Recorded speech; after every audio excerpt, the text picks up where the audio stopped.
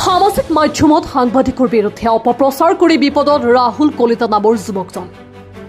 তিনি ভুক্তভোগী সাংবাদিকে হাজোৰ থানাত ৰাহুল কলিতাৰ বিৰুদ্ধে ৰুজু কৰিছিল গোচৰ। সাংবাদিকে দাখিল কৰা এজাহাৰৰ ভিত্তিত হাজো থানাত হাজিৰ হ'ল ৰাহুল কলিতা। সাংবাদিকৰ ওচৰত নিজৰ ভুল স্বীকাৰ কৰি বিচাৰিলে ক্ষমা। ভৱিষ্যতে এনে নকৰাৰ প্ৰতিশ্ৰুতি দিয়ে অপপ্ৰচাৰ চলোৱা ৰাহুল কলিতাই। মাটি কঢ়িওৱা গাড়ীৰ পৰা সাংবাদিকে ধন বিচৰা বুলি ফেচবুক যোগে কৰিছিল এক অপপ্ৰচাৰ। সাংবাদিকৰ ওচৰত ভুল স্বীকাৰ কৰি ৰাজহুৱা ক্ষমা বিচৰাত আলোচনাৰ ভিত্তিত মীমাংসা হয় বিষয়টো। ভৱিষ্যতে এনে নকৰাৰ প্ৰতিশ্ৰুতি দিয়া তিনি সাংবাদিকে ক্ষমা কৰি দিয়ে ৰাহুল কলিতাক। হাজোৰ পৰা কমলাকান্ত দাসৰ ৰিপৰ্ট, প্ৰতিদিন লাইভ। 8 তাৰিখে আপুনি সামাজিক মাধ্যমৰ এটা সাংবাদিকক আপুনি এটা ফেচবুক পোষ্ট দিছিলে। কেইজনমান সাংবাদিকক, টোটেলি সাংবাদিক নহয়। সমগ্ৰ ঘটনাক লৈ হাজো থানাত ইতিমধ্যে এজাহাৰ দাখিল হৈছে।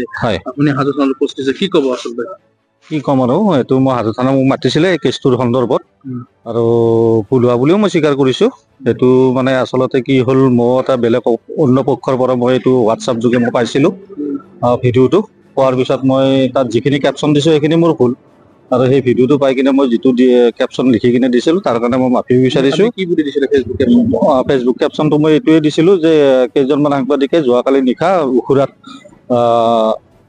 মাটিৰ ডাম্পাৰ এখনত ধন দাবী কৰাৰ মুহূৰ্তত ৰাইজৰ ৰোষত পৰিল বুলি দিছিলো। নাই নাই নাই, মই সেনেকেই দিছিলো। সেইটো মোৰ উদ্দেশ্য একো প্ৰমাণিত নাছিলে, এইটো মোৰ ভুল হোৱা বুলি সেইকাৰণে মই স্বীকাৰ কৰিছো। ব্যক্তিগত আকৰ্ষণ নাই মোৰ, কাৰো লগত মোৰ ব্যক্তিগত আকৰ্ষণ নাই।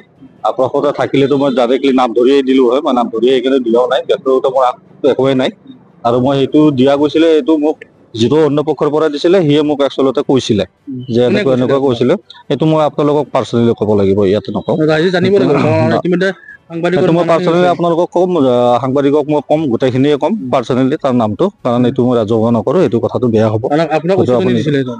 উচ্চতৰী বুলি নহয়, আৰু সি মোক টোটেলি দিছিলে যে এইটো যে এনেকুৱা যোৱাকালি নিশা এনেকুৱা মাটিৰ ডাম্পাৰ ধৰিব যাওঁতে এই দশা হৈছে ইহঁতৰ, এনেকে বুলি মোক এটা লিখিও দিছিলে। সেইজন আচলতে ৰিপৰ্টাৰে আছিলে, সংবাদদাতাই আছিলে। সেইটো আৰু তেখেতৰ ঘৰটো মই নকওঁ, মই ক'লো ন, বাকীখিনি মই কৈ দিম। মই এইটো মই কৈছিলো নাই, চেনেলটো নাজানো কিন্তু। নাই নাই নাই, ব্যক্তিগত আকৰ্ষণ নাই, মই নাই বুলি আগতেও কৈছো আপোনাক। এইটো মই ভুল হোৱা বুলি ক'লো। এইটো তেওঁলোকৰ তথ্য প্ৰমাণ নোহোৱাৰ কাৰণে মই দিয়াৰ কাৰণে এইটো মোৰ ভুল হ'ল, সেইটোৱে মই স্বীকাৰ কৰিছো। হাজো থানাত আহিছো এতিয়া।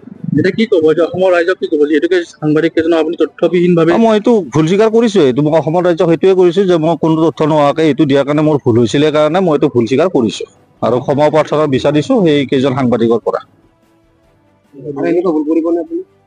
আৰু নকৰো, যেতিয়া নকৰো। আপুনি সাংবাদিকৰ উচতনিত কৰি আপুনি এইটো কাম কৰিছে? সাংবাদিকৰ উপস্থিত কৰি কিনে কৰা নাই। সেইটো ৰিপৰ্টাৰ আছিলে, সি মোক দিছিলে, আৰু মই ভবা নাছিলো সি যে মোক এনেকে লিখি কিনে ফেচবুকত দিয়া বুলি মোক ক'ব। সি মোক কোৱা নাই যে ফেচবুকত দিয়ে বুলি, কোৱা নাইতো। মই দিছো, আপোনাৰ হাতত কোনো প্ৰমাণ নাই। সেইটো মই ভাবিছিলো মই ক'লো দেখোন নভবাকে দিয়া গৈছে। তেতিয়া সেই সময়ত চাগে মই সুস্থিৰ নাছিলো, সেনেকুৱা হ'ব পাৰে। সেইটোৱে আৰু সেইটো সময়ত চাগে মই সুস্থিৰ নাছিলো, মগজুটো মোৰ চাগে সুস্থিৰ নাছিল, এনেকুৱা অৱস্থাটো হৈ যাব পাৰে। কেতিয়াবা বাই মিষ্টেক, কমন মিষ্টেক হৈ যায়, সেইটো গম পায়। এইটো কমন মিষ্টেকৰ কাৰণে এইটো অলপ ডাঙৰে হৈ গ'ল, সেইটো কাৰণে মই ভুল স্বীকাৰ কৰিছো আৰু ক্ষমাও বিচাৰিছো। যিকেইটা চেনেলৰ বিৰুদ্ধে আপুনি নাম উল্লেখ কৰিছে, সেই চেনেল কেইটাৰ বিৰুদ্ধে আপুনি কি ক'ব?